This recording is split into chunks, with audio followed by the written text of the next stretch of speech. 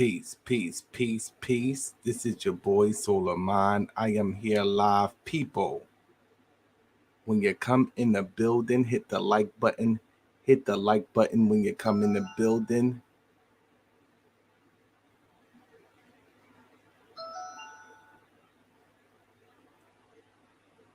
Today's discussion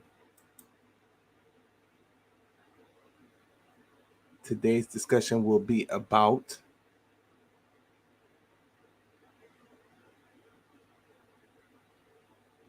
us getting a grasp and an understanding of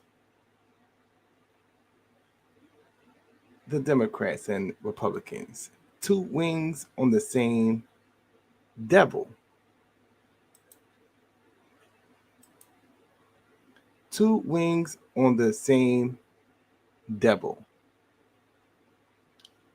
I'm going to delve into a couple of things very briefly. On the Solar Vision channel, we do have some upcoming events. We have some upcoming events on the Solar Vision channel. So if you haven't done so, make sure you subscribe over there.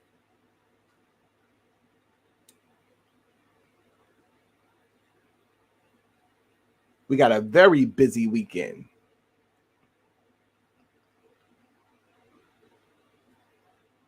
On Solar Vision, partner with the Universal Debate League.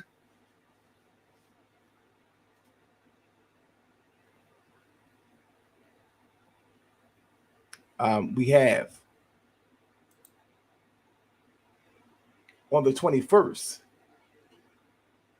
Chris Harris will be in the building squaring off against JJ 7000.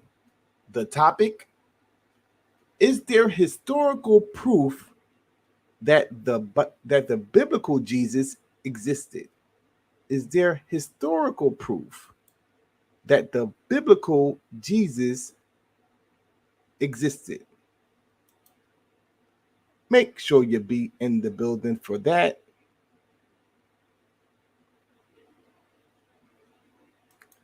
That should be a very powerful discussion.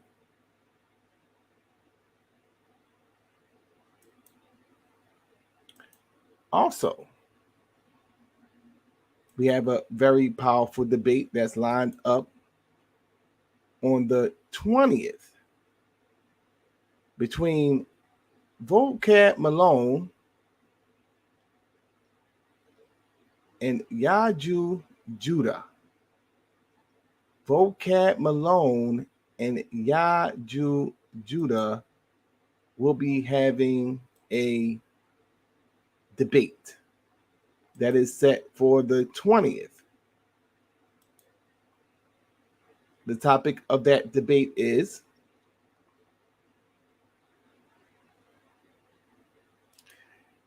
did Jesus or did Christ come 2,000 years ago, or is he here now? Did Christ come 2,000 years ago or now?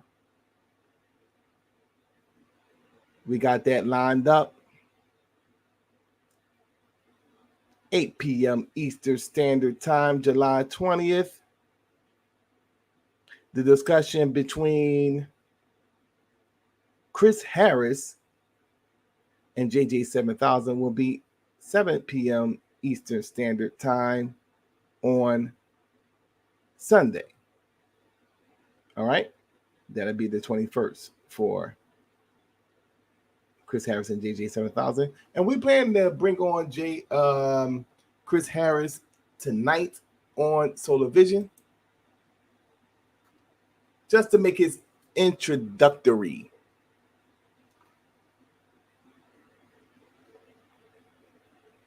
crap talking session, I guess you could say. Don't want to curse. Al Catone's in the building. Akasha and Angel Food. Peace, peace, and peace. All right. So I want to now get into a couple of things that I want to talk about very briefly, because I plan on bringing Chris Harris on around maybe 8:30, 9 o'clock at the latest. All right. So I got to buy the book itself because I've been, surfing around the internet, and I've been checking out some very interesting discussions that was going on dealing with this project 2025, right? So I actually went on to the Heritage Foundation's YouTube page and their website just to get a gist of what is being talked about pertaining to this document. Well, it's really actually more than a document. It's more like a Bible, a blueprint that has been laid out by the Republican Party to give sort of a doormat on how to reestablish, I guess from their perspective, control over the government. They have highlighted certain things that they've seen as an issue, and we kind of dealt with it kind of briefly as I was just reading. And this was from an outside source of what some of those things were. All the diversity, equity, and inclusive programs they pretty much want to do away with.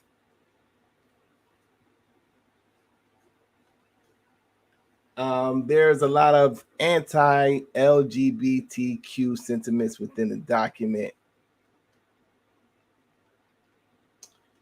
They also want to attack abortion rights. So there's a lot of key things within the document that a lot of, I guess you could say Democrats or liberals would, they will frown upon, right? But what I want to do is I want to do sort of a reaction because I find a lot of things to be interesting before I actually go into my perspective, because I'm just like the conspiracy theorist, I'm the one that's in the basement with the tinfoil hat on, whatever you want to call Solar Mind. I'm the conspiracy theorist. I believe that you have good cops and bad cops. You have soft oppression and you have hard oppression. This goes back to from the time we was brought over here during chattel slavery. In fact, when you deal with the history of politics, you see that when this form of politics was developed, they referred to themselves as Democratic Republicans, because you had the Federalists and then you had the Democratic Republicans. So they kind of split the Democratic Republicans into two separate parties, right? Allegedly. But from the time that we were free from chattel slavery, right? You always had this thing, because initially Black people supported the Republican Party because it was under the Republican Party that they, that supported more so the liberation of Black people from chattel slavery, right? But what you've seen right after the Union was reestablished is you had this very harsh militant stance, which involves form of terrorism. It was well funded, heavily supported. This is where you get the rise of the Ku Klux Klan, the Redeemers.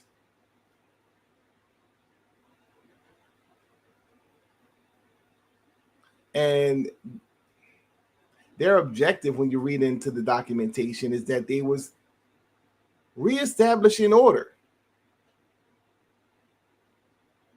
because the quote unquote Negro was out of place. He had too much power. Now, even when you go back into the first Civil Rights Act that was passed in the 1860s, 1870s, you seen that there were, in many cases, many more blacks that was put into political positions and political places within the government. So the Redeemers, they began to terrorize the black community as a result of that. And that lasted for, about 100 years, because we're going into the 1960s when they began to challenge forms of the idea of separate but equal, segregation, and all the little epicure laws that they developed to stagnate process within the black community, right? So there were laws that was formed, civil rights acts that was passed. We all know the history, right? So a clever thing was done.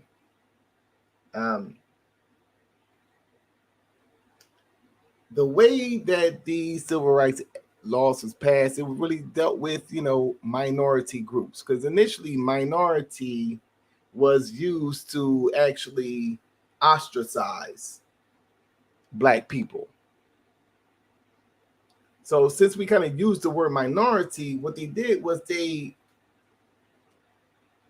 began to now use minority to represent a group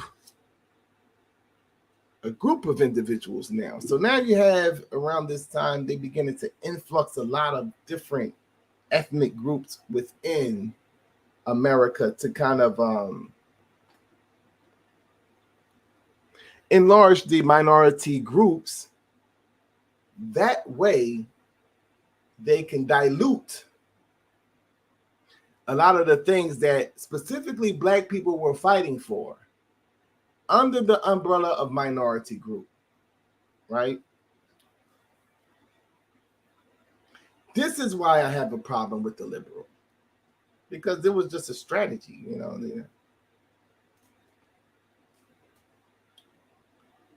So with the minority groups, it began to expand into women's rights. Okay. Then it began to expand to sexual rights. And that's when things began to get out of control. Things begin to go haywire. And this is just my personal opinion. So much so now that you begin to see a movement develop. I think that things reached its apex once Barack Obama was elected and white America had to deal with 8 years of seeing a black family in office. So at that point, it was like, whatever, and this is what kind of began the whole campaign with Donald Trump. Donald Trump's campaign began during the Obama administration, make no bones about it. So much so that at I think that that little party that they have inaugural, not the inaugural, but they have a little dinner where they just joking around. And Barack Obama actually said a joke, and I should have got that clip, to Donald Trump. And Donald Trump did not laugh at all at the joke. Everybody else is laughing, but he's not laughing. Because I think he said something about, questioning, the idea of him becoming president. I forgot exactly what the joke was. But most of you guys probably seen it. But he said that he did not laugh at all. It wasn't nothing funny.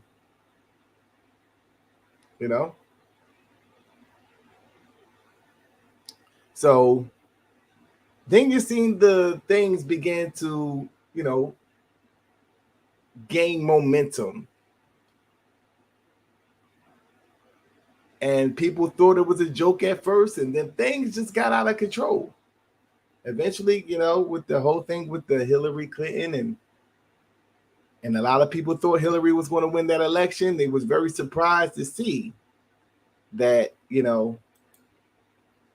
the majority, which is, white American and specifically white women, actually decided to go with President Trump, right?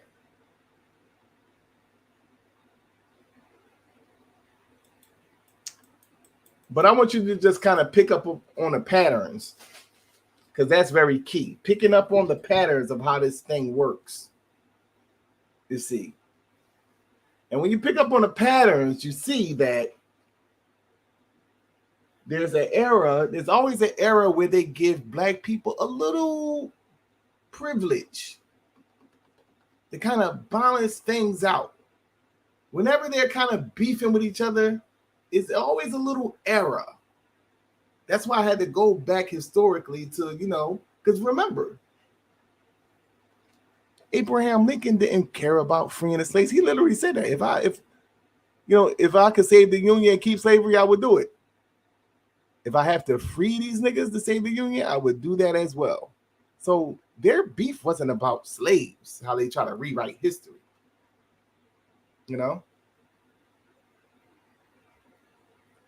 So whenever they having a little quarrel, you begin to see, okay, they'll use the blacks as leverage. And that's the era that we were in from 1965.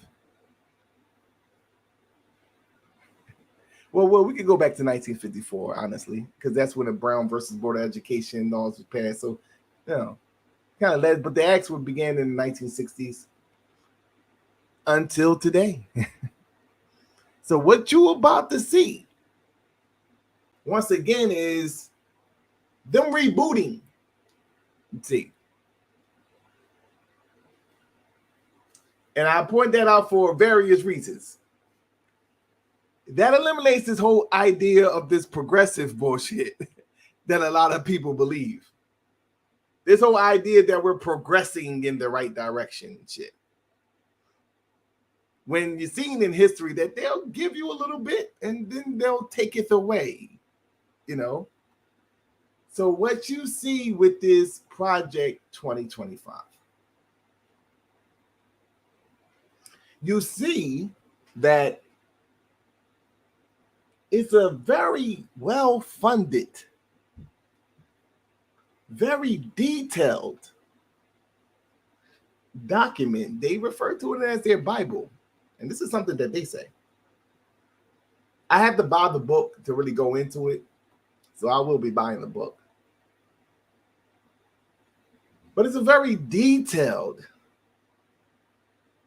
document, which dealing with every aspect of liberalism.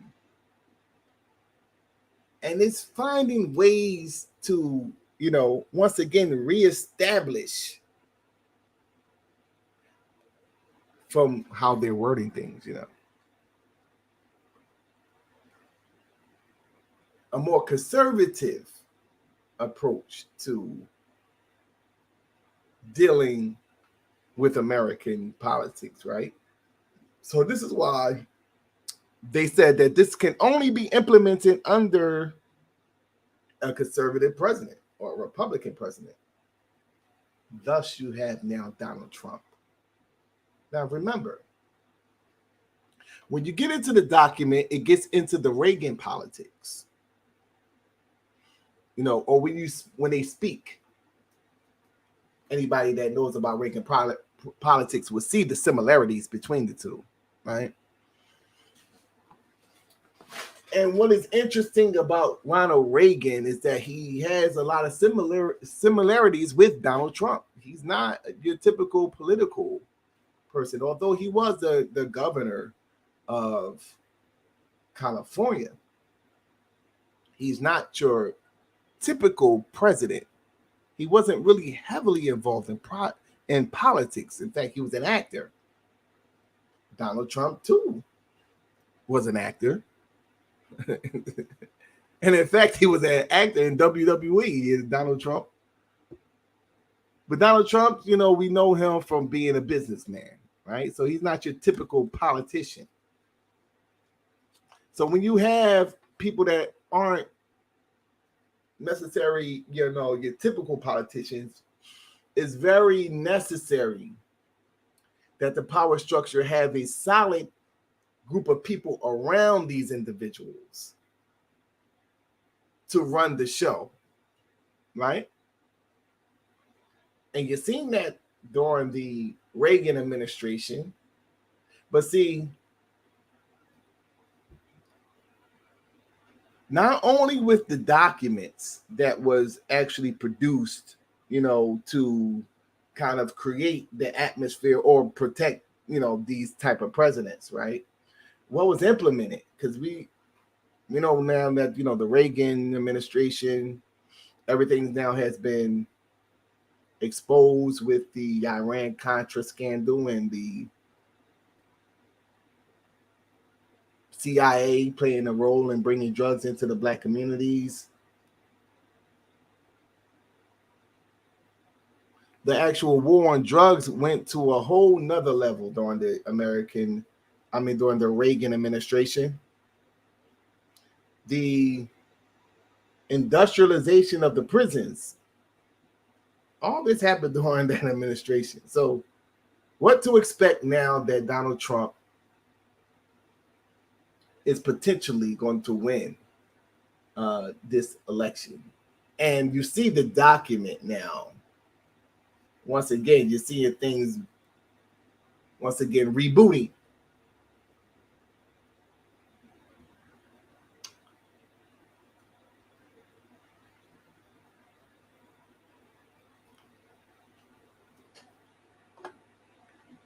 I want to now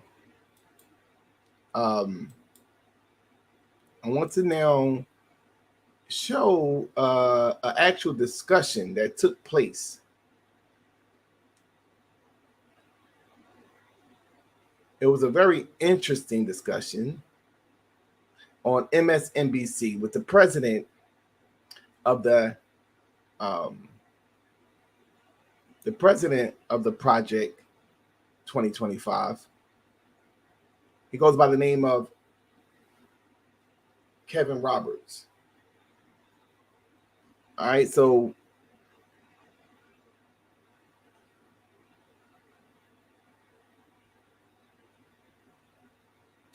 let me go ahead and pull that up real quick.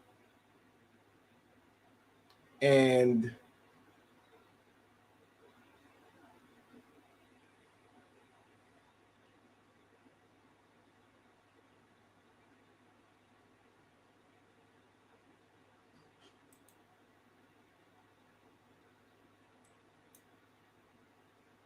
we can semi-do a reaction to it, like, you know what I'm saying? Because, you know, I like to let it play out, but I believe that this is about maybe, how long is this video?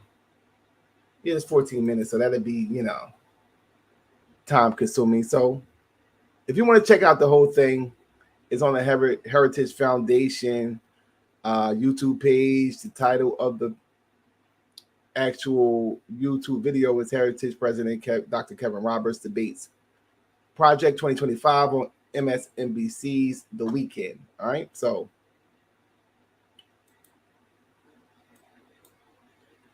let me go ahead and pull it up.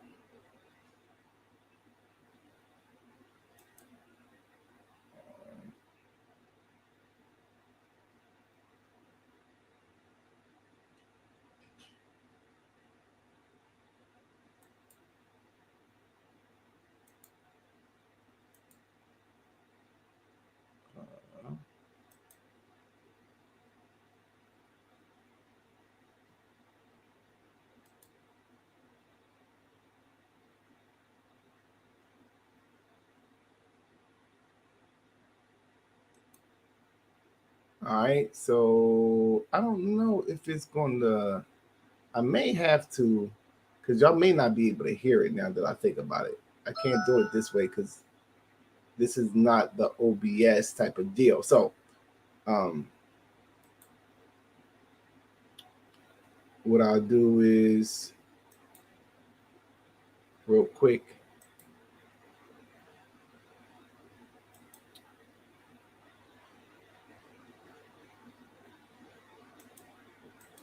Yeah, I forgot about that. I'm not on the OBS.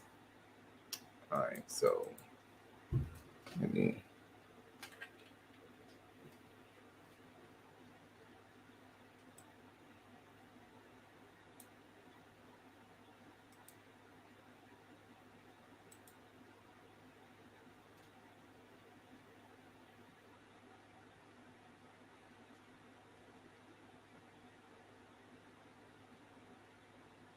Yeah. Does it actually pick up? Is what I'm trying to figure out. See, I could share it, but let me see.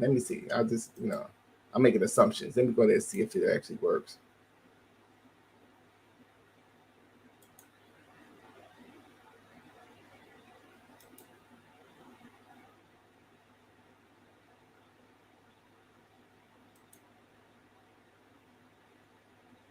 Let me see if this thing actually works.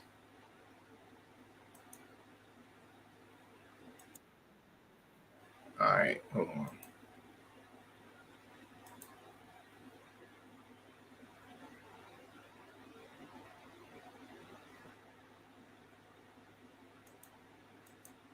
Okay, yeah. We could actually show it. Okay, so here it goes right here. Think tank, the Heritage Foundation, is a years in the making. Project 2025, spearheaded by conservative think tank, the Heritage Foundation, is a years in the making, 900-plus page presidential transition plan giving Team Trump a detailed blueprint for a potential second term. That blueprint would radically remake the federal government, if executed, with its stated goal being, quote, to assemble an army of aligned, vetted, trained, and prepared conservatives to go to work on day one to deconstruct the administrative state. The project is built on 4 pillars, which go well beyond previous transition efforts.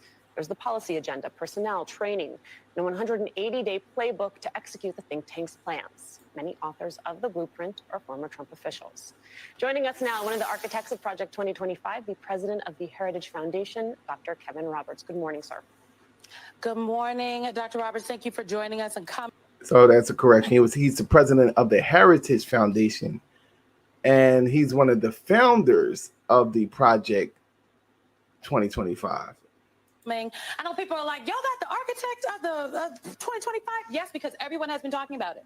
And we saw an interview that you did with the Associated Press, and we've been reading through some things. And I think we just want to first start with anchoring this conversation in. You told the New York Times that this plan is a plan that is for anyone. It's not just for Donald Trump. You would like if President Biden would implement some of it, but you don't think that that's going to happen.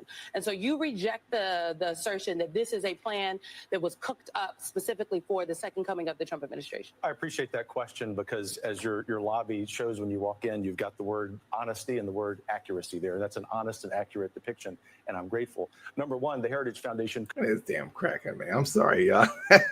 I'm sorry. This is why I like to play the whole thing, but this damn they got the typical devil looking cracker up there. I mean, they're about their damn business right now.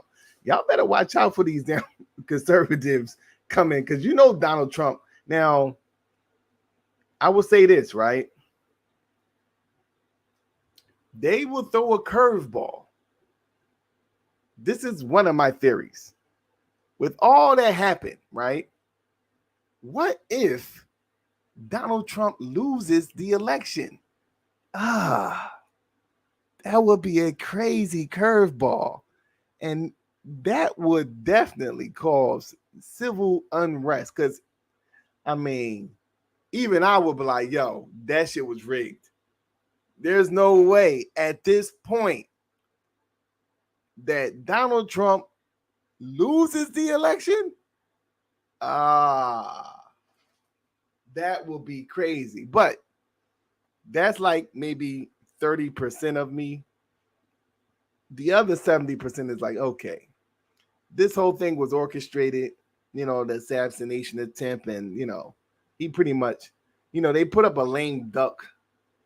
This thing was set up, I believe, during the first Donald Trump administration. We're going to throw the lame duck Biden up in there for a term, and then,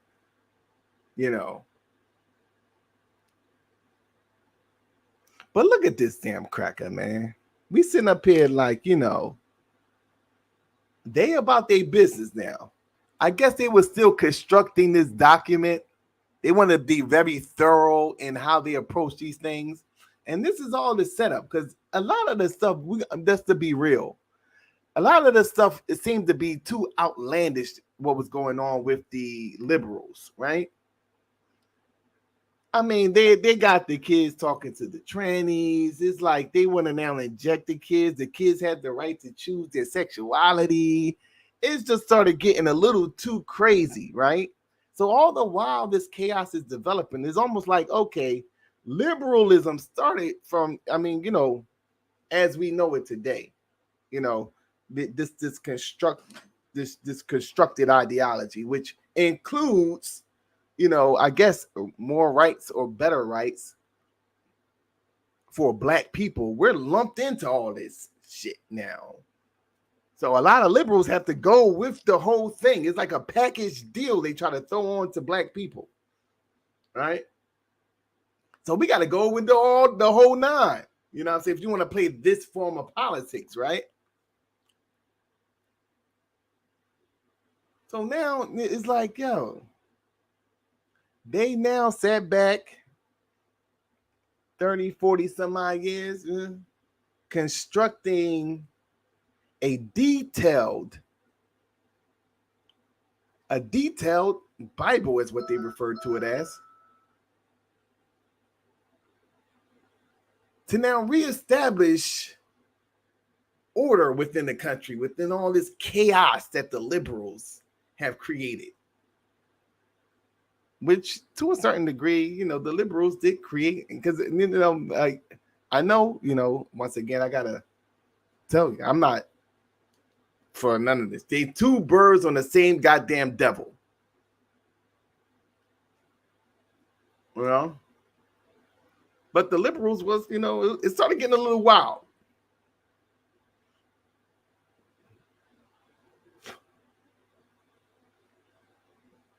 He done made comments and statements. This guy, I've watched a few videos. He said something to the degree like, we would like for this to happen peacefully. Like he's like, it's almost like, and that's very interesting, right? That we know how strategic this beast is. He's not going to be running out there making statements like that if it ain't no shit he got backing that shit up. You know what I'm saying? He's not going to be running around making statements like, well, we would like for it to be peaceful. Pretty much saying that, like, if y'all start wilding out, we got a response to that as well. So that's one of the main things that they wanted to, what is alleged to be one of the things that they wanted to implement in this, I think, the first 180 days of presidency of the conservative president, which most likely would be Donald Trump in this situation, that they would have a militant response to the social dissonance that may occur as a result of this conservative becoming president. So that may be what he's talking about when he says, I would like for it to be a peaceful, transition, but they about that other life too, pretty much. Okay, let's play this thing. Couldn't do that because we are nonpartisan. We can't be tied to one candidate. Secondly, we have anchoring this conversation in, you told the New York Times that this plan is a plan that you know, is for anyone. It's not just for Donald Trump. You would like if President Biden would implement some of it, but you don't think that that's going to happen.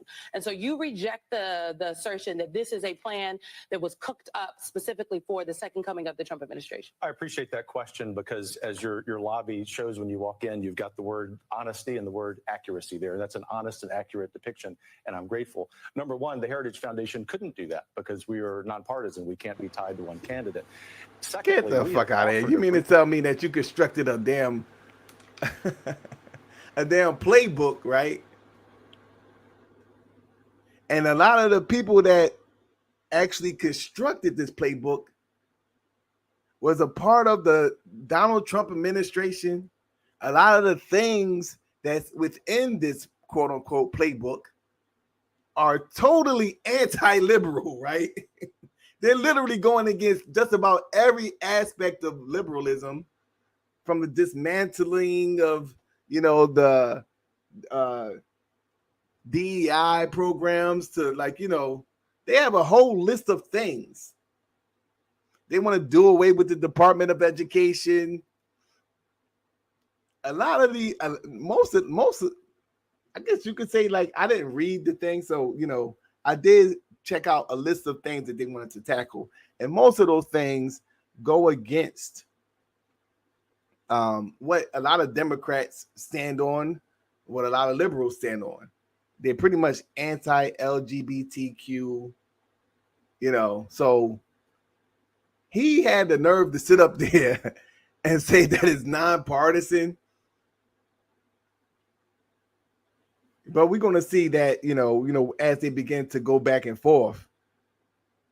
He don't believe that. Nobody believes that. I don't even know why he said that. Why would he even say that?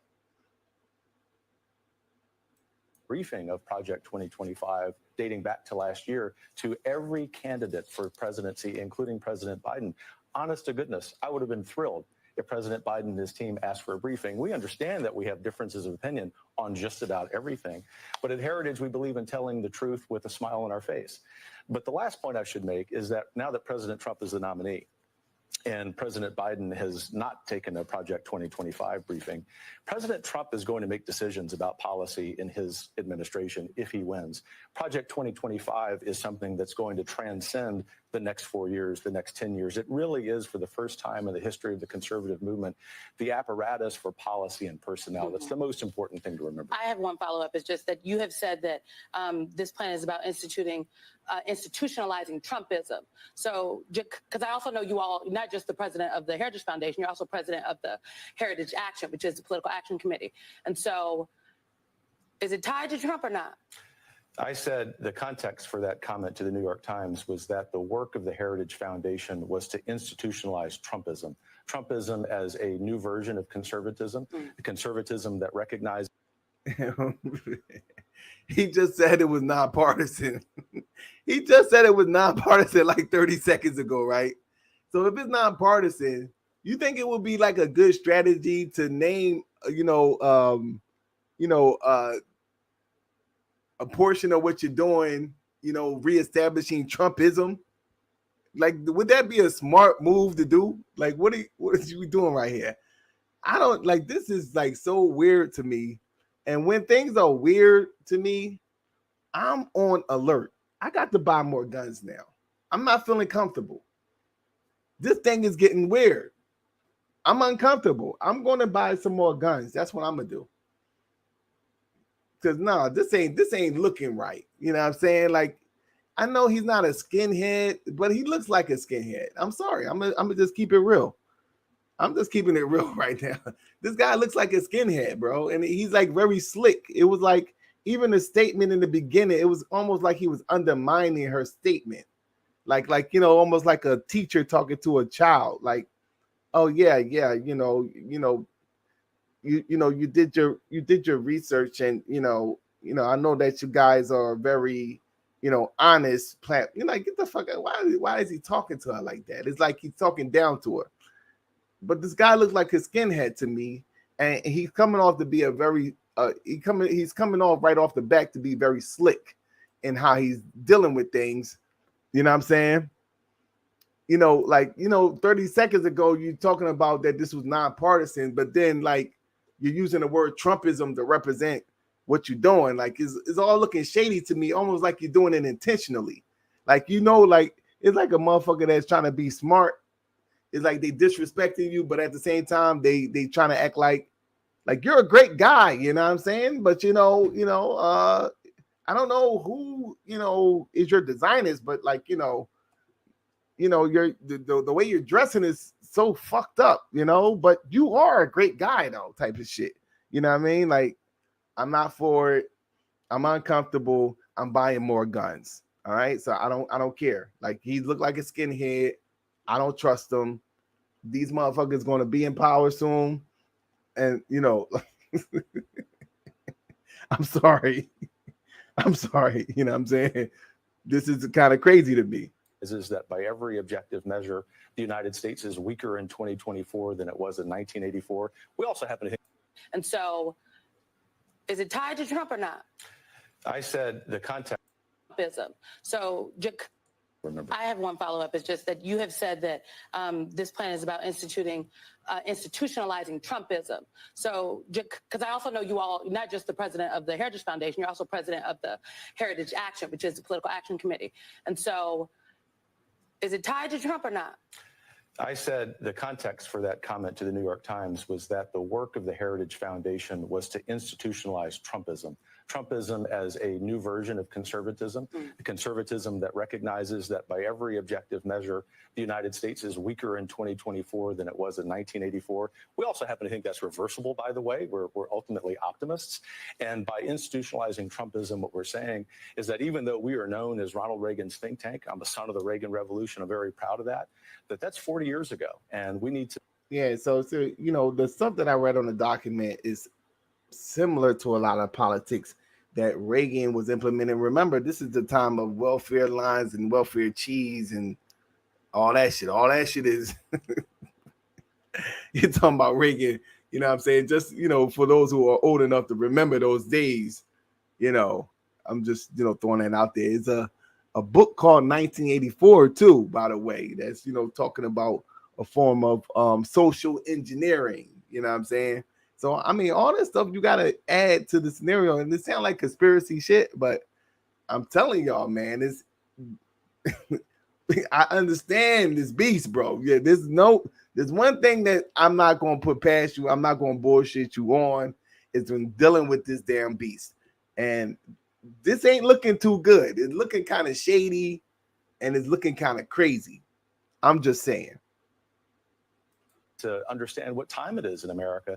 And right now, Donald Trump, whether someone likes it or not, I happen to like it, is the standard bearer for conservatism. Well, Michael, what time is it? Well, yeah, I don't think it's time for Trumpism in that regard, because one of the things that as a lifelong follower and participant in Heritage, having spoken at various times there in the roles that I've played in the party, I see this as a dramatic shift away from those Reaganesque principles when you have someone like Trump who has advocated some of the things he has. But before we get to that, I want to get to the nub of this, because you can't really do anything until you remove what has been identified as the problem, and that is 50,000 federal employees. Axios noted, quote, the massive headhunting quest aims to recruit 20,000 people to serve in the next administration as a down payment on 4,000 presidential appointments, plus potential replacements for as many as 50,000 federal workers who are policy adjacent, as Trumpers put it. Okay, the message.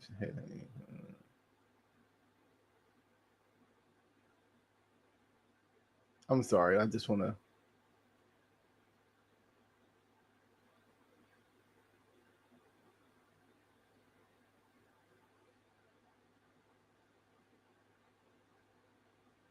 Policy adjacent to what? I mean, you're talking about people who've been in federal government. My daddy was a federal government employee, so I would be really appalled thinking that he could be on someone's chopping block because they think he is part of some deep state effort.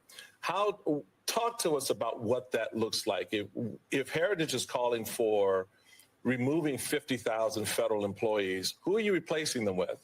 The number And where do they come from? I mean, even if it's not 50,000, if it's 10,000, if it's 2,000, where are they coming from, and who are you replacing them with? Because I suspect a lot of those people you're talking about have been in the federal service for a long time and have served not just Republican administrations, but also Democratic administrations, et cetera. They have, and 95% of them who give political contributions give them to the Democratic Party. I reject out of hand, Michael, that somehow you're going to fire someone because they wrote a check to a Democratic candidate. No, we're going to fire someone, and the number needs to be more than 50,000, considering that there are more than 2 million federal employees. Because over the last century, the radical left has seen the administrative state as the fourth branch of government. They're unelected bureaucrats. Nothing against your dad, obviously, as a human being. You know that about me and Heritage. But ultimately, we have to devolve power from the imperial city of Washington back to the people. Because he wrote a check to a Democratic candidate without any appreciation or understanding where his political allegiance. We will dramatically reform agencies that take rights away from people. Why does that matter? They're doing their job about a mission that's misaligned. For example, the U.S. Department of Education. Thankfully, President Trump deserves credit for saying that he wants to end the Department of Education. That means that employees in that agency, even if they've been serving that mission with great competence, will have to go look for another job.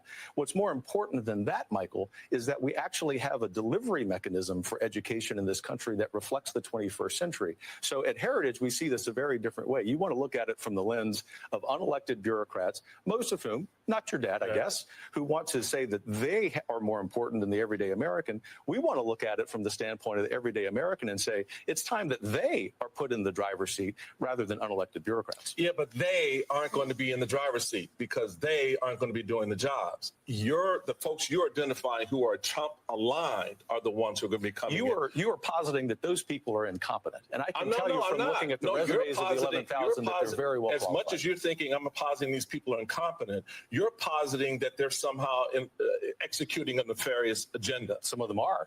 Why does the Environmental Protection Agency have 300? Have you identified them? If I could interject, because I did actually work for the federal government. As did I. Yeah, so just to, they're doing away with these officials, and what they're trying to do, right? They're trying to bring in a group of people that's going to be more supportive of this conservative movement. That's why they need a conservative president.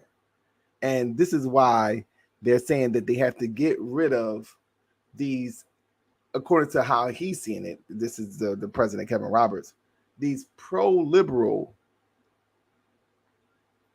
and I don't want to use the wrong term,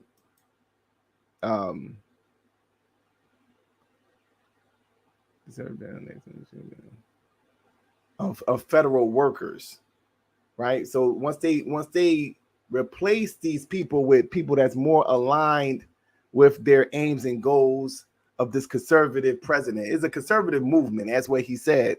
This conservative movement is going to go beyond Donald Trump. No different than what LBJ did with the Democrats in the 1960s. He said, well, yeah, if we is able to get this done, black people will be loyal to us for the next 100 years, is what he said, something along those lines. So that was a well-organized political movement that the Democrats orchestrated. The Republicans are now meeting them with the same organization and economic power with this document now, and with the financial support that they have. They're now trying to establish a new form of conservatism to combat what we have been dealing with for the last, I guess, you could say 60 some odd years. So this is why it's pushback. It's pushback because we see what you're doing. shocking that there are more than 2 million federal employees, because over the last century, the radical left has seen the administrative state as the fourth branch of government. They're unelected bureaucrats. Nothing against your dad, obviously, as a Right. human being. You know that about Right. me and You Heritage. know that about But me. ultimately, we have to devolve No, you power don't. from the imperial But city you of would Washington fire my back to the dad people. because he wrote a check to a Democratic candidate without any appreciation or understanding where his political allegiance We or will alliances are. dramatically But why does reform that matter? agencies that take If rights they're doing away their from job, people. why does that matter? They're doing their job about a mission that's misaligned. For example, the U.S. Department of Education. Thankfully, President Trump deserves credit for saying that he wants to end the Department of Education. That means that employees in that agency, even if they've been serving that mission with great competence, will have to go look for another job. What's more important than that, Michael, is that we actually have a delivery mechanism for education in this country that reflects the 21st century. So at Heritage, we see this a very different way. You want to look at it from the lens of unelected bureaucrats, most of whom, not your dad, I guess, who want to say that they are more important than the everyday American. We want to look at it from the standpoint of the everyday American and say it's time that they are put in the driver's seat rather than unelected bureaucrats. Yeah, but they aren't going to be in the driver's seat because they aren't going to be doing the jobs. The folks you're identifying who are Trump aligned are the ones who are going to be coming in. You are positing that those people are incompetent, and I can tell you from looking at the you're resumes of the positing- 11,000 that they're positing- very well as qualified. much as you're thinking I'm positing these people are incompetent, you're positing that they're somehow executing a nefarious agenda. Some of them are. Why does the Environmental Protection Agency have 350 Have you identified armed them? If I Who could are they? interject, because I did actually work for the federal government, and As I worked did with a I, number, right. as did the chairman, and I worked with a number of those we call them civil servants in the United States government, people who are not political appointees, and they have the If institutional only knowledge. they acted that way. Well, I think Alicia has a question along those lines about one of the policy priorities that you all have identified in Project 2025. I actually, Dr. Roberts, have a question about this upcoming election. Is your organization going to accept the results of the 2024 presidential election? I believe that Dr. Roberts can't hear. So Alicia just asked, is your organization going to accept the results of the 2024 election, regardless of the outcome? Yes, if there isn't massive fraud like there was in 2020. What does that mean? If, There isn't massive fraud. do you believe that there was not massive fraud? in But yeah, 2020? There was massive fraud. Where We was haven't it? She said, what does that mean? It was so straightforward that it was like, damn. And that's what I'm talking about. He's not holding back any fucking punches. He's not holding back. He's saying that shit was rigged, man. Like that shit was massive fraud, man. And she like, what does that mean? Like, what else you want to say? He said the whole shit was a fraud. Like, I don't know, man. I don't know. So, yeah. He is making it clear. This is how you know they are well prepared to deal with a lot of the jargon that the liberals have been running for decades. And they are not really having that shit at this point. And like I said, this is not me being pro either side, but I'm just looking at this thing like, you know, the overall power structure understands that what needs to be done now is a more stricter, approach to dealing with, American politics for whatever reason, or they just want to see the chaos. So, obviously, this is me looking at the information that's being presented and me having a little bit of historical reference to kind of see a pattern. But ultimately, we don't really know what the hell they're going to do until that election occurs, so. Election Where was fraud database that has documented that over years. By the way, the Heritage Foundation has been concerned about election integrity for decades, not just about 2020. We've been documenting this problem for a very long time. And if one of the I believe, according to the Heritage Foundation, sir, by your count, Heritage Foundation has done an investigation, and according to your count, there have been 1,513 proven instances of voter fraud across the United States since 1982. Yeah, that's probably 1,513. Because they're very hard to document. And the Democrat Party is very good at fraud. The key thing here, which I think we would both agree on, is that we aspire at the Heritage Foundation to seeing a poll after this election where every American believes their vote was counted. I care as deeply about someone on the political left with whom I disagree saying that they have confidence in the outcome of the election. It seems rather than turn this into a partisan conversation, which you do a good job of at MSNBC, we might say we aspire to something more noble, which is that every American believes their vote But it's counts. not. I mean, I don't think it's partisan to ask if you will accept. He done said like 50 non-partisan things, right? Like he said he just sat there and called them like it's frauds. It's like, you know, the whole election was a fraud for the Democrats. He literally named his movement like a new form of Trumpism. He says that within a document that these things could only be implemented under a conservative president. But he's then turn around and saying that, you know, oh no, let's not get into the partisanism. You know, let's kind of deal with the, you know, the American people, he says. You know, like I don't know, man. Accept the results of the election. Alicia, I don't know if can you hear Alicia now? Yeah, Alicia, do you have another question? I can hear. I do have another question. I'm specifically interested as it relates, Dr. Roberts, to the deportation of immigrants in this country, just understanding sort of how. And this is not a good look for MSNBC. They look so unprepared. You know what I'm saying? They like fiddling through the paper. Look at this guy. You got the chick in the background now trying to inject into the conversation. He can't even hear what she's talking about. You know what I mean? Because it looked like they just so unprepared. You know, and you know, with me, right? I always think like conspiracy, bro. Like this shit is intentional, bro. Like, you know what I'm saying? Maybe they don't know, you know what I mean? But he's prepared for y'all bullshit, bro.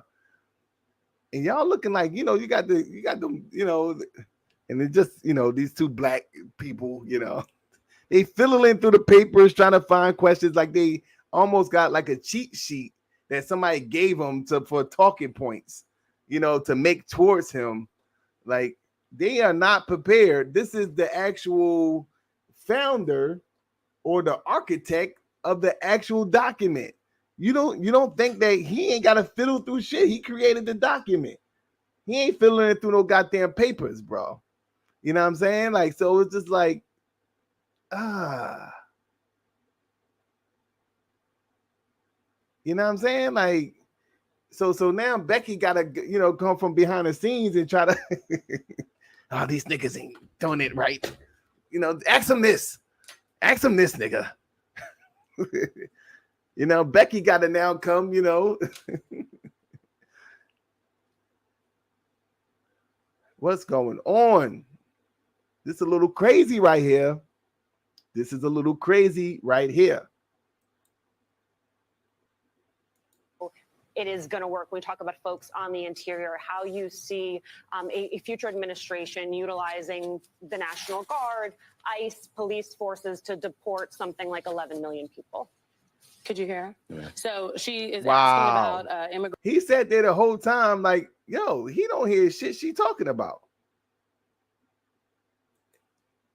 Knowing this cracker, he probably did hear her just to keep the chaos going. He's like, no, I didn't hear her. You know, just to keep, he probably heard Becky. But, you know, since the chaos is ensuing, like, let's keep it going. You know, y'all looking crazy out here. No, I didn't hear him. You know what I'm saying? He's sitting there like he hear what she talking about. Utilizing Look at him. He's just sitting there like ICE, police forces to deport something like 11 million people. Could you hear? Yeah. So she is asking about immigration and how you see immigration, how in this plan, how you talk about using like the National Guard to deport individuals. Like what is the, Alicia, and do tell me if I am adequately. Yeah, people on the interior. This is bad, bro. People on the interior. This is bad, bro. Wow. You know, tell me, Alicia, if I'm saying this shit right. Yo, they got the joint in the background. You know, bring your ass on the damn panel. Like, let's stop playing. What's going on? What's going on with this, bro? This is crazy. Specifically, not people in the border, people within this country. Well, first you got all, homie over there just flipping through, like, you know what I'm saying? He's trying to find out, like, I got to find a talking point, you know, You're not gonna find like, yo, this dude is prepared, bro. Like, y'all should have known if you're bringing this cracker on that he's the architect behind the damn project. You can't be fiddling through the damn papers. That's last minute stuff you did. You probably got that, that little cheat sheet you got over there probably a couple days ago, man. You talking about, you see how big that damn book is? You see how big that project 2025 book is? It's over 900 pages, right? Yo, they not playing, bro. He's the architect behind the shit. How is you like, man, we got to pull Khalid Muhammad out the grave, man. We need an Amos Wilson right now. We need somebody. We need somebody, you know what I mean? Like, what's going on, bro? Ain't a good look. This ain't looking too good. Support individuals, like what is the Alicia, and do tell me if I am adequately people on the interior summarizing. specifically, People not on the the border. interior specifically, not people in the border, people within this country. Well, first of all, we need to close the border. And secondly, we need to have the biggest mass deportation system ever in the history of America, because it is unjust and illegal and evil that more than 10 million illegal aliens have come to this country. It's imperative that we send those people back, invite them back to come through the legal system. We love immigrants at Heritage, but we also love the rule of law. So how do you plan to carry that out? Well, Are you talking about going door to door? Because that's what I could read from the plan, but I think the first thing is that there's going to be a lot of self-deportation. The interesting thing, as you no doubt know, is that simply talking about this and beginning to implement a plan, and President Trump deserves a lot of credit for talking about this, causes people to say, I don't want to run the risk of being arrested for doing something illegal. But secondly, there are great plans using the Department of Homeland Security to return these people back to south of the border. I would have dug into that self-deportation thing. Like, I was going to try to pass laws to make it uncomfortable for them to be in America. Like, pretty much they're going to be in many ways segregated in a way, whereas though they can't, entertain certain things. Because a lot of shit they do anyways under the table. I mean, like, what do you, I would have asked more questions about that self-deportation, because that sounds like something that, okay, what we're going to be doing to you going to make you not want to stay here no more. The shit we're going to be doing to you going to make you not want to stay here anymore. And like I said, these people are already comfortable with getting money under the table, so it can't be like nothing economically, really. I mean, they make a lot of their bread under the table anyway. So exactly what you're going to be doing to make them uncomfortable with staying here is what I would have been asking. The great thing is, even a majority of people on the political left agree with this because they see the damage that this has done. Well, before we go, I think we want to take a couple more minutes, yeah, and so I I'm know just we're being gonna told to ask you wrap, but we real want to take quick. a few more minutes. I'll stay as long as you want. No. Just ask you real quick. So, what do these people do? What are they doing now? Which people? The folks, the 11 million, 20 million, whatever you want to deport. A lot of them are committing crimes like murdering the 12-year-old girl in Houston. In fact, So that's we're very one. That's concerned about one that. out of Wow. 11 million. What? Wow. Wow. Yo. This is crazy. People. The folks, the 11 million, 20 million, whatever you want to deport. A lot of them are committing crimes like murdering the 12-year-old girl in Houston. In fact, So that's we're very one. That's concerned about that. one out of 11 million.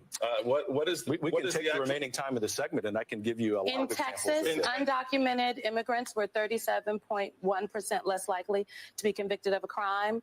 Undocumented immigrants, and according to a survey, University of California Riverside study, 33% less likely to be in prison as of 2021. The young lady killed in I'm just Georgia. giving the numbers. Well, what do you tell the parents of those people, those young girls? Oh, this devil. Ooh, this devil. Yeah. See, Yeah. Yeah. No, it's not giving them credit. It's not giving them credit.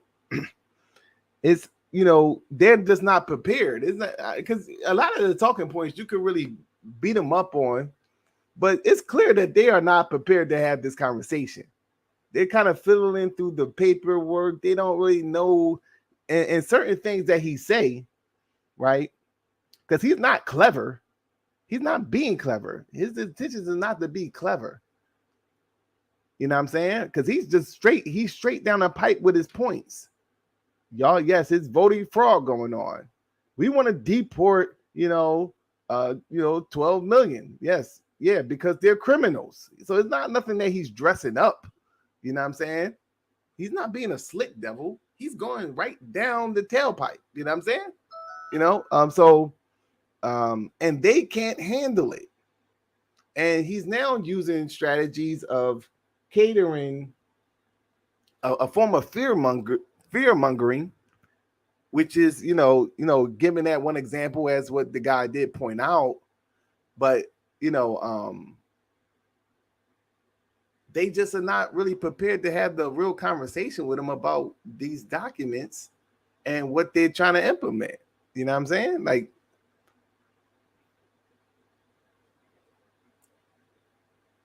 I think Homeboy wanted to kind of get into something. He wanted to get into, the elimination of a lot of these jobs and the replacement of people that was more in support of, the actual movement. He made reference to Trump supporters, but it's more so like this conservative, movement that's trying to be implemented. But besides that, it was just like they kind of don't really know how to corner this cracker. And it's not like it's difficult to do if you have more information on the topic. It don't seem like they really prepared to, have that type of conversation.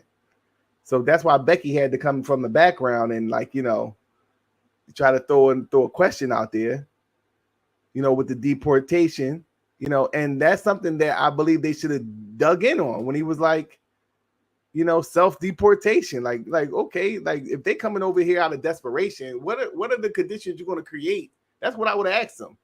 What are some of the conditions y'all plan on creating to make it that uncomfortable with these people that came over here out of desperation, that they would rather go back to that desperate situation than to stay here? What type of environment are you talking about creating?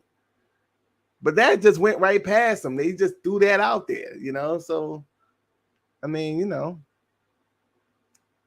girls who were killed. This is, I mean, the preponderance of these people, what is the male. But what is the difference?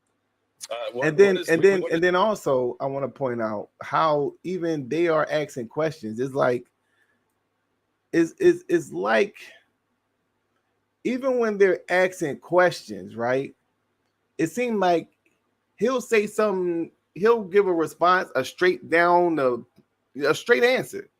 And then the other one would jump in like, okay, you didn't get him, so let me try to get him, type of thing. It seemed like they're a little more, they unorganized. It looks like they're unorganized. And you're seeing it right now.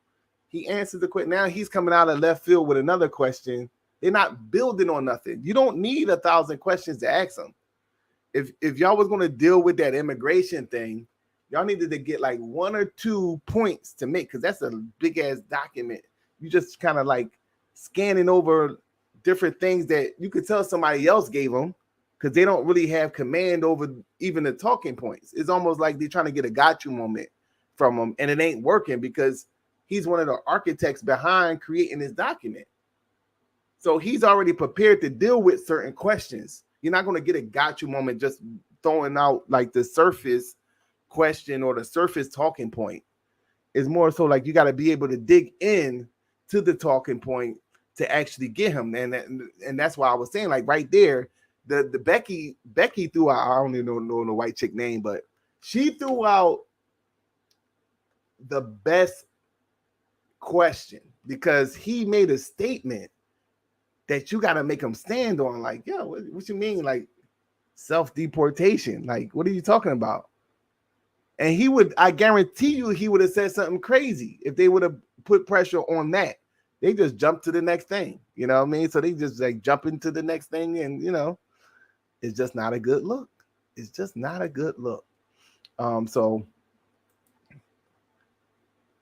let's kind of backtrack and then like let this thing play out, talking about immigration and how you see immigration, how in this plan, how you talk about using like the National Guard to deport individuals. Like, what is the, Alicia, and do tell me if I am adequately people on the interior summarizing. specifically, People not on the the border. interior specifically, not people in the border, people within this country. Well, first of all, we need to close the border. And secondly, we need to have the biggest mass deportation system ever in the history of America, because it is unjust and illegal and evil that more than 10 million illegal aliens have come to this country. It's imperative that we send those people back, invite them back to come through the legal system. We love immigrants at Heritage, but we also love the rule of law. So how do you plan to carry that out? Well, Are you talking about going door to door? Because that's what I mean, I could read from the plan, but I think the first thing is that there's going to be a lot of self-deportation. The interesting thing, as you no doubt know, is that simply talking about this and beginning to implement a plan, and President Trump deserves a lot of credit for talking about this, causes people to say, I don't want to run the risk of being arrested for doing something illegal. But secondly, there are great plans using the Department of Homeland Security to return these people back to south of the border. The great thing is, even a So he's talking about laws. He's like, you know, he kind of brushed off that. That's something you were supposed to hop on, because that's getting into like the stop and frisk type of shit. You know what I'm saying? Like, they don't want to get into the realm of breaking laws, so they want to now pass laws to make it uncomfortable. You know what I'm saying? Like, you gotta be like on your, you know what I mean? So what he just slid by them. Self-deportation. Okay, so, and then he went into like, you know, they don't want to get into the area of breaking laws. So what he's saying, are you saying that you're going to construct laws designed to make it uncomfortable with them staying here, that so much so that they will want to go back themselves? majority of people on the political left agree with this because they see the damage that this has done. Well, before we go, I think we want to take a couple more minutes. yeah, and so I know I we're just- being Look at them like they just out of control right Stay as now. long as you want. no. Just ask you real quick. So what do these people do? What are they doing now? Which people? The folks, the 11 million, 20 million, whatever you want to deport. A lot of them are committing crimes like murdering the 12-year-old girl in Houston. Wow. In fact, So we're that's very one. That's concerned about that. one out of 11 million. What is We what can is take the actual- remaining time of the segment, and I can give you. That was crazy. That was a crazy answer, bro. A lot In of examples Texas, of this. undocumented immigrants were 37.1% less likely to be convicted of a crime. Undocumented immigrants, and according to a survey, University of California Riverside study, 33% Tell that less to the likely survivors to be of in these prison people. Tell as that of to the survivors of the 2021. young lady killed in I'm just Georgia. giving the numbers. Well, what do you tell the parents of those people, those young? Now catering to the emotions, like, you know what I'm saying? Like, they already got their following, bro. Like, you know what I'm saying? This is not helping at all, bro. Like, and he's gonna stay on that point. Like, you know, what are you gonna tell the parents of, you know, the people that were victims of, you know, I mean, girls who were killed. This is. I mean, what absurdity. you the what do you- preponderance of these But people, what, Michael, what is are the male. but what is the difference between an illegal immigrant who unfortunately engages in that activity? And we don't like that. I want to be clear. And We don't use the term illegal. So Yeah, we don't undocumented individuals. That's sweet. They're illegal aliens. Undocumented individuals versus anyone else who commits the same crime. Wow. I mean, and so what Yeah. you're saying is because you have this instance of individuals behaving badly, that's a reflection of every individual in that community, and that's just not the case. No, is it? what is the case is that because the I preponderance mean, what of percentage of those people, the 11 million that you want I'll to answer your deport? question, No, I just want to clarify my question. Okay. That's what I'm trying to do. What percentage of those individuals that you want to get rid of, move out of the country, actually commit crimes? our analysis in Texas, Georgia, and New York shows that a preponderance of the illegals who have come in I don't know what's that number. are unattached male, and there are unattached males, and the disproportionate number of them are people who are not even making any attempt to be legal. But what is that And, number? Obviously, are you a large talking number 10 of them out have of committed. 1,000, or you're talking, I'm just trying to get. Well, I just would say, and if Alicia were sitting here and you could hear her, she would say that you are weaponizing a horrific murder to smear 11 million people. That is and a that is laughable what assertion. is What Joe Biden unfortunate. is doing is weaponizing the entire Before government we against let you every go, American, which Dr. is why Roberts, I Project do want to 2025 ask you exists. about abortion because Yo, tell me if I'm wrong, right? This is looking crazy. It's looking kind of crazy.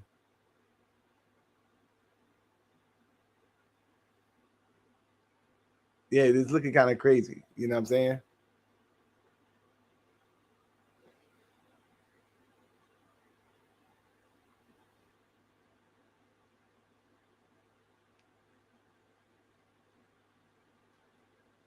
Yeah, you know, I want to go back to that back and forth real quick, because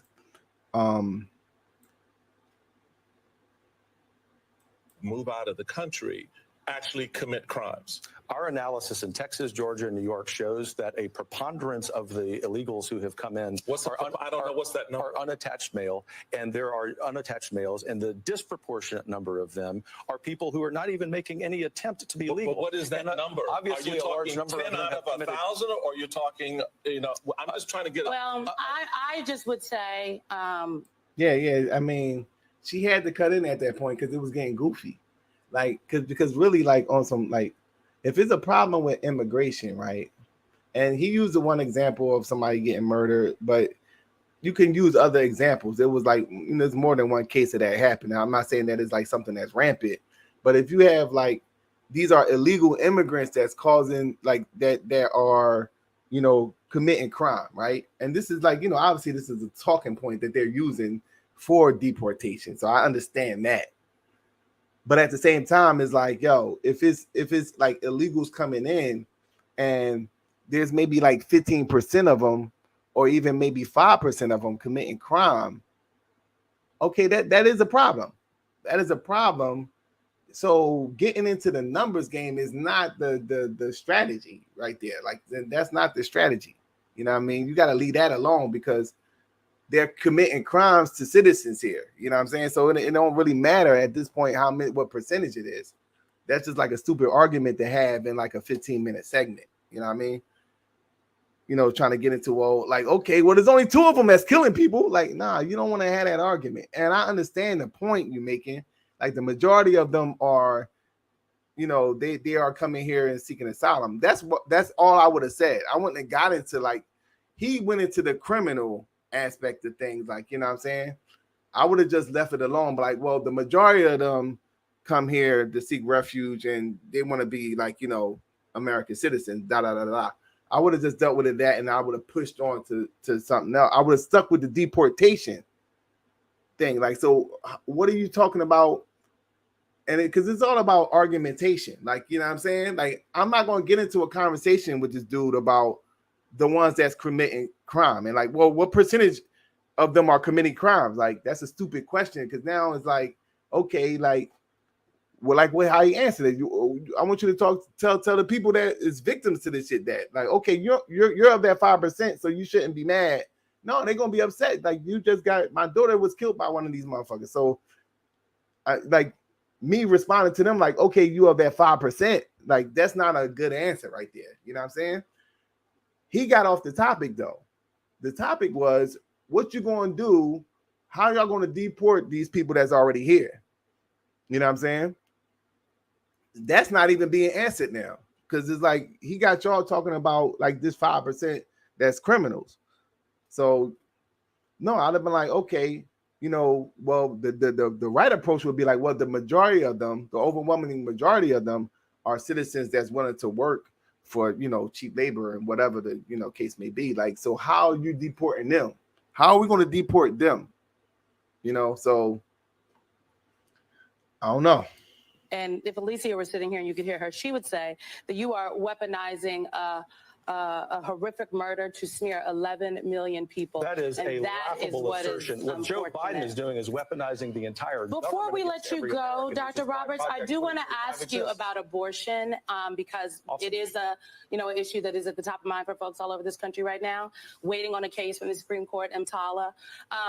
In Louisiana, in places all over this country, abortion care is unavailable to people that may need it. You and the organization in this plan talks about changing the Department of Health and Human Services to the Department of Life. Do you think that women in America should be able to get an abortion if that is what their doctor says they need? Abortion's not health care. I find it really interesting, if not worse, that you wouldn't support the change of the department name to Department of Life. I thought we were all in support of life.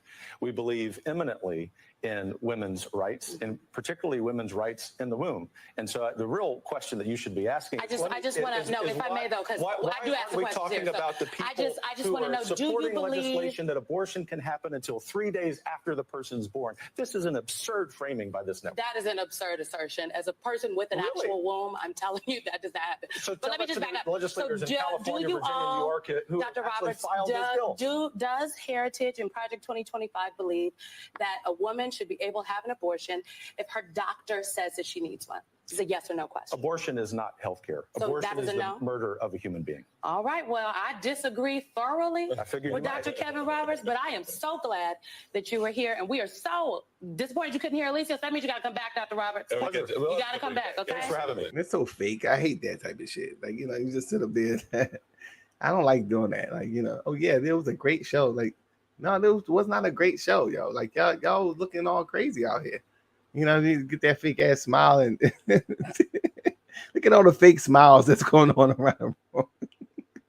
You know what I'm saying?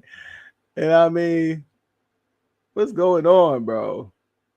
They looking like, yeah, he got us on this one. Like, We'll be right back, folks. Not a good look, bro. Not a good look. Yeah. Yeah. They were throwing too many questions out there. You know what I'm saying? You gotta pick your battles, And then it was almost like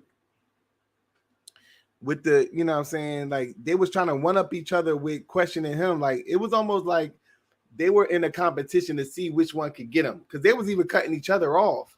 Like the one person couldn't build on the question because like he would give an answer, and I guess one sense like, okay, he gave a he gave him a semi cool answer, so it's nothing really we could kind of like attack him on, I guess. So the other one was just kind of cut in. And it just looked disorganized. It looked like they didn't really know what they was talking about. It looked like they didn't really read the document. They couldn't really dig into the document. It looked like somebody kind of gave them some stuff to ask, some just typical talking points. And he was obviously prepared for the shit. I mean, man, he helped, he was one of the architects behind the shit. So you think he ain't gonna have an answer, like just like a one word answer or just like a one sentence answer for like a surface level question? Like, what are you doing? Like that shit was goofy, So you have that whole thing going on, right? And what I want to do, right? I want to play this because when you're talking about this whole project 2025, it has, obviously it's a domestic thing that they want to be implemented, but it has global implications, right? It's a clip that I came across.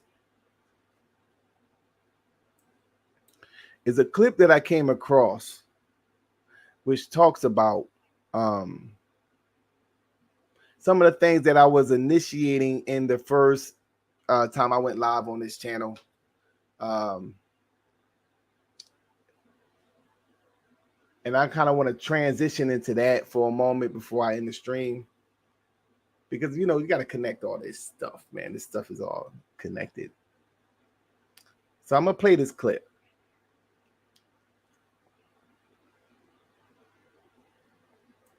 Sub-Saharan Africa has been fundamental to the global prosperity. Real quick, this man goes by the name of Dr. Howard Nicholas. And he's pretty much like a, political economist. He's talking about the sustainability of Africa and why Africa has remained poor over the centuries since obviously colonialism. And he's pretty much talking about why it is necessary that Africa remains to be in the situation that it is in today.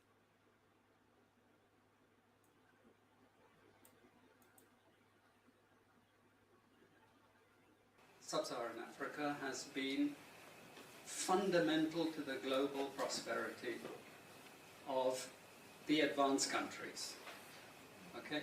And Africa had a role to play. It has a role as a raw material producer. We will not allow sub-Saharan Africa to escape that. Okay, we do everything to keep sub-Saharan Africa where it is, also impoverished. It's absolutely vital for the prosperity of everyone else. So let's get clear about that.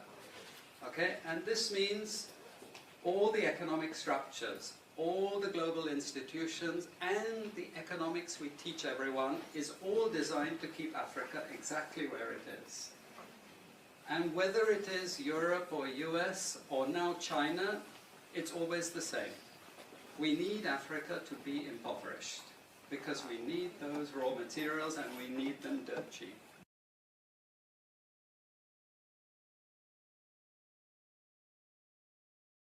Okay, so people may say, well, why is this important? Like, in light of what we were just talking about.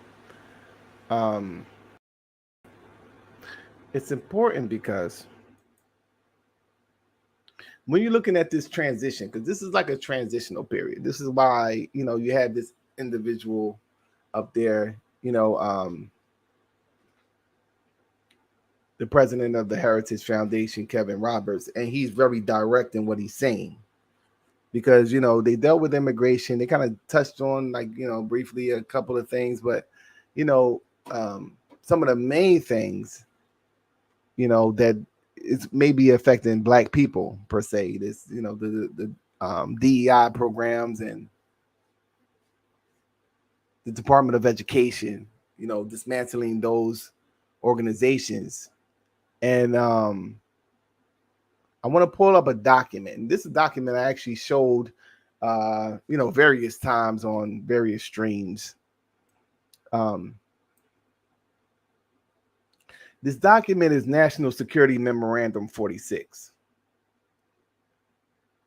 Right? And in this document, it talks about certain tactics that has to be done in order to keep Africa in the position that it's in today, right? I believe this was created by Zygmunt Brzezinski. Some people allege that the document was created by the Nation of Islam or some goofy shit like that. But this is through the Freedom of Information Act that you have the National Security Memorandum for 46. And this is no different than the other documents, to stop the rise of the Black Messiah document that was put out by COINTELPRO and J. Edgar Hoover. This is in light of a lot of the military organizations that began to erect in the 1960s. So these documents is speaking specifically. I have certain points highlighted that I'm going to actually read off, and we can deal with certain things that, is affecting us today and certain things that they wanted to implement, which is going to ultimately show that I'm going to just get into the document. I don't want to ramble too much. Okay, so this is, it says U.S. interest in Black Africa, right? It says, a multiplicity of interests influences the U.S. attitude toward Black Africa. The most important of these interests can be summarized as follows. Political. It says, if Black African states assume attitudes hostile to the United States national interest, our policy toward the white regimes, which is a key element in our relations with the Black states, may be subject by the latter to great pressure for fundamental change. Thus, the West may face a real danger of being deprived of access to the enormous raw material resources of Southern Africa, which are vital for our defense needs, as well as losing control over the Cape Sea routes by which approximately 65% of Middle Eastern oil is supplied to Western Europe. Moreover, such a development may bring about internal political difficulties by intensifying the activity of black movement of the black movement in the United States itself. So basically what this is saying is that it's incumbent that we keep Black Africa under the thumb of the colonial powers because one, we want the raw material resource. One, we are in maritime position to have access to a lot of the oil, 65% of the oil. And three, there's a black movement in the United States. And this black movement, if connected with Africa, could intensify. All right, so this is some of the economic issues that they brought up. It says Black Africa is increasingly becoming an outlet for U.S. exports and investments. The mineral resources of the area continue to be of great value for the normal functioning of industry in the United States and allied countries. In 1977, U.S. direct investments in Black Africa totaled about $1.8 billion and exports $2.2 billion. New prospects of substantial profits would continue to develop in the countries concerned. Now, mind you, this was created in the 1970s. So we now know that there's an Asian influence currently residing in Africa that's doing pretty much the same thing as the former colonial powers were doing, right? It says possibility of joint action by U.S. Black and African nationalist movements, right? So it says basically actions would take the form of demonstrations and public protests, but the likelihood of violence cannot be excluded. There will also be attempts to coordinate their political activity both locally and in international organizations. So they're talking about the Pan-Africanist movement. They're talking about, you know, a lot of the revolutionary movements. Black Liberation Army was some of the things that the Black Panthers was doing. In fact, a lot of these individuals sought asylum in Africa. You know, Kwame Ture, I believe, they sought asylum in Africa once, you know, these organizations began to be infiltrated and a lot of the leaders began to be assassinated, right? So these are some of the recommendations, and this is like the key point of why I brought all this up. It says, in weighing the range of U.S. interests in Black Africa, basic recommendations arranged without intent to imply priority are, it says, specific steps should be taken with the help of appropriate government agencies to inhibit coordinated activity of the Black movement in the United States. Okay, so it says special clandestine operations should be launched by the CIA to generate mistrust and hostility in America and world opinion against joint activity of the two forces.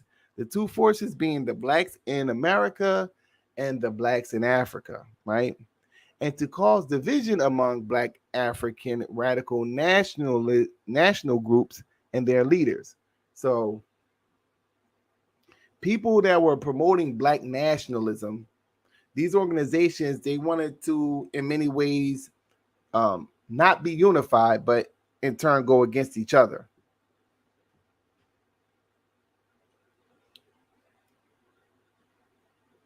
This is in the topic of the range of policy options. It says, the concern for the future security of the United States makes necessary the range of policy options. A range without intent imply priority they are, okay? To enlarge programs within the framework of the present budget for the improvement of the social and economic welfare of American Blacks. Interesting.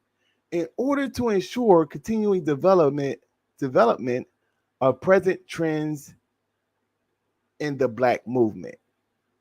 So one of the strategies they wanted to use at this time to kind of subvert unity between us and Africa is by using social programs. in order to, I guess, make Black people more comfortable with just being American. So their goal was to divide.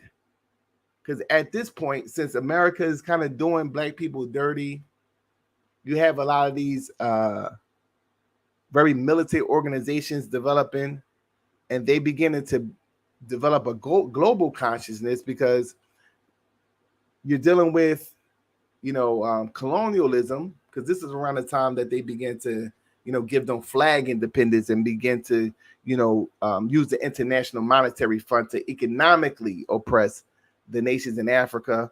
So you've seen these African nations, although they was gaining economic independence, they were still, they gained flag independence, but they were still under the thumb economically by the colonial powers, right? So all this is being brought out, which is in turn uniting Black Africans with American Blacks, because the person that's oppressing me is the same person that's oppressing you guys. And since we have a connection with Africa, far as our heritage, a lot of us go back to Africa, and that's a whole argument now that we should unite. So this is kind of like the foundation of, Pan-Africanism. So one of the strategies was to enlarge programs within the framework of the present budget for the improvement of the social and economic welfare of American Blacks in order to ensure continued development of present trends in the Black movement.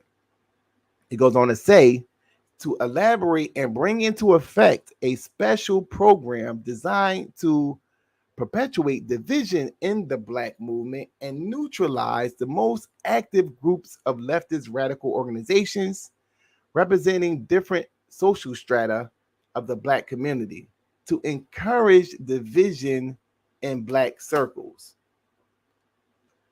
C, to preserve the present climate which inhibits the emergence from within the Black leadership of a person capable of exerting nationwide appeal, to work out and realize preventive operations in order to impede durable ties between U.S. Black organizations and radical groups in African states, to support actions designed to sharpen social stratification in the Black community, which will lead to the widening and perpetuation of the gap between successful, educated Blacks and the poor, giving rise to growing antagonism between different Black groups and a weakening of the movement as a whole. Very key point. Also, to facilitate the greatest possible expansion of Black business by granting government contracts and loans with favorable terms to Black businessmen. Very key points, right? Because what you see, right?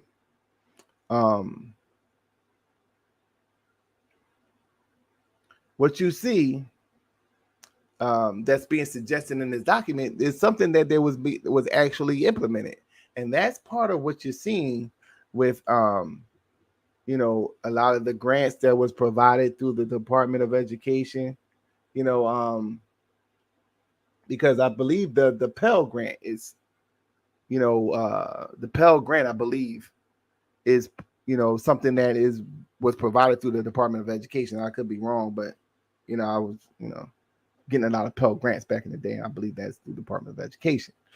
So a lot of these things that Black people quote unquote benefited from, a lot of these set asides, a lot of these things were being done as a strategic way of getting us to kind of be more American and really stagnate in our global consciousness. So fast forwarding to today, right? You see that now they are beginning to take a different turn. They're beginning to take a different turn because ultimately they accomplished that goal. Now some people don't even believe that they're African. Some people don't even believe that, our heritage goes back to Africa. We are all over the place, and you got the FBA over here. You got a lot of things going on. So now they're, okay, they're taking things to to the next level now. They're reestablishing something now. Now that this divide, and they did it through social programs. So we can get into the social programs that now you see with this Project 2025 is now trying to eliminate Department of Education. Okay, yes. Yeah, that would be the Pell Grant, right? So now they want to eliminate a lot of these programs where these, a generation ago, these programs, according to the document, actually the National Security Memorandum 46 document created by Zygmunt Brzezinski, he's saying that we created these programs to kind of like, spoon feed them, this idea of progress, but really we doing this to, prevent radicalism, because we're oppressing them. So we're giving them such a harsh form of oppression that they're now looking to connect with other groups of oppressed people. And since they have a heritage or a generational tie to Africa, we don't want these people connecting. So we got to give them a little. And we got to cause political dissent. And this is a lot of the propaganda that a lot of the African immigrants that come over to America, the ones that, have some form of conscience, and say that, a lot of times they be telling, the African immigrants not to mess with black people. So now you have a whole situation where as though we're looking at each other sideways, right?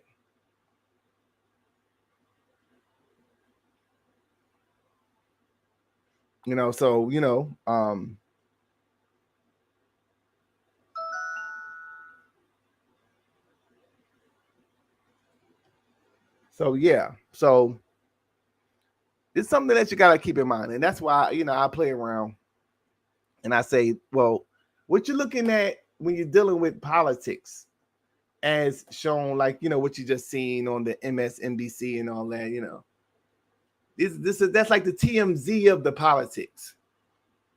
The TMZ of the politics is, these talking points. It's a reason why that, these are talking points. Okay, why they would even want to bring in immigrants into America in the first place. There's something bigger that's going on.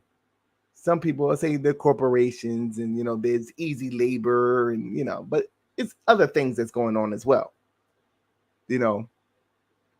and when you see something that's very well orchestrated, very well documented, like they're anteing up on a potential resurgence of, the Republican conservatism.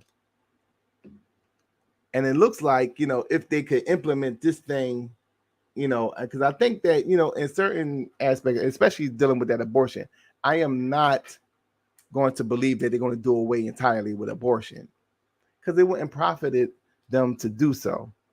It's going to be regulated in a certain type of way, which give access to minority groups. And, I'm just keeping it a buck. Minority groups is going to have access to getting abortions. So y'all ain't got to worry about that. There's going to be some type of compromise with that in particular. But as far as with the elimination of a lot of these programs, that should be something of concern, right? For you liberals.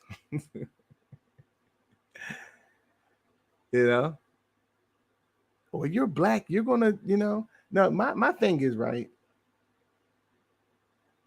sometimes we need to see the white man for what he truly is, because he be having a lot of you niggas sleep. A lot of you niggas be going to sleep. We need to see him for what he truly is at times, because that's going to force you to, do for self, ultimately. So with that being said, we're going to sign out for now. Shout out to the chat. I'm going to buy the book, we could go on, like, you know what I'm saying? Because you gotta get the book to really, it's 900 pages, so you know what I'm saying. So it's I'm gonna buy the book. We'll get into some of the things that they want to implement and how they're gonna implement it. And I'm interested in it, so it ain't gonna be nothing, you know, to read it, but it's gonna take a while. It's about 900 pages. May not read the whole thing. But shout out to Blue. Shout out to the chat. I'm going to see what's up with Chris Harris. We may be going live probably in the next half hour or so over there on I was about to say SVDL on Solar Vision. So, you know, be looking out for that notification. And we're going to sign off for now. Peace. I need a music outro. I guess I could play blue shit, right? Let's play blue shit. This is channel, so you know what I mean, just share screen. We can just share screen, you know what I mean?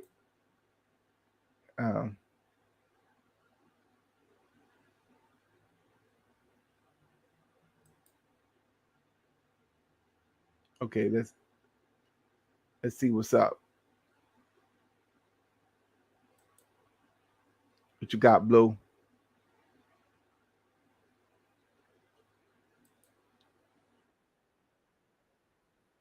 Okay.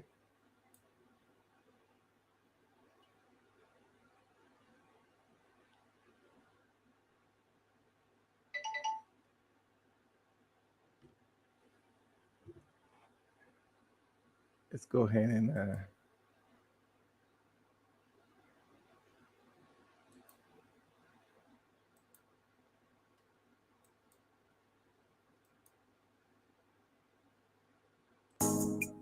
pop that bag and I don't see him. Bitch ain't tryna break bread, don't hit my DM. Ain't no way you catch me sliding in the DM. Before I post it, you gon' have to eat my BM. Bend that ass over, you gon' show that pussy not. Move to the left, cause we ain't in the holding spot. Ass so low that you won't even see it dry. Just so wet that we gon' probably need the everything you got. God, don't stop. You know my plot. Before you hit the spot. My boo wanna know everything off top. You need to know if you coming and you break shout out to the chat. How bad you is that you can't hold me. If you claim you want some dick, bitch, it's a whole fee. I'm a whole fee. Cause my bitch ain't sharing dick. We got Lady Snoop in the building. The only thing she bout is making Angel Food is in the building. Say you wanna get schooled and come to class. We got Queen Throne in the building. Say she in the playing games, she rolling past.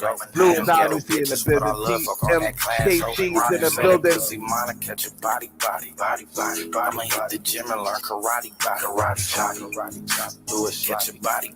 Even stretch on my mommy, this polite. Al Capone is in the building. This ain't about that bad, you don't see her. This ain't trying to break bread on you, my DM. Juju. Ain't no way you catch me sliding in the PM. Ain't no way. It's in the building. You gon' have to eat my PM. This ain't about that bad, you don't see her. Ain't no way.